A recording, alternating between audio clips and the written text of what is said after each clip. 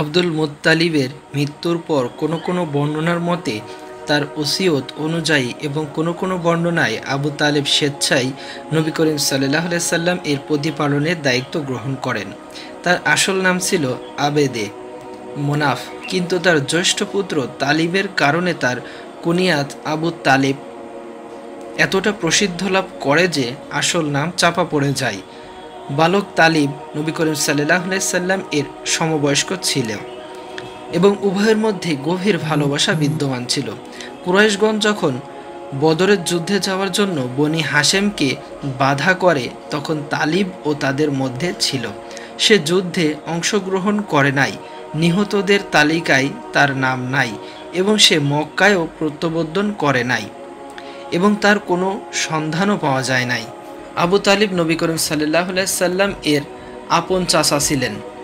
তিনি নবী করিম সাল্লাল্লাহু আলাইহি সাল্লামকে নিজের সন্তানের চেয়েও অধিক ভালোবাসতেন, নিজের কাছেই শয়ন করাতেন এবং যেখানে তিনি যেতেন সঙ্গে নিয়ে যেতেন। খাওয়ার সময় নবী করিম সাল্লাল্লাহু আলাইহি সাল্লাম এসে শরিক হলেই অন্যরা খাওয়া শুরু করতেন।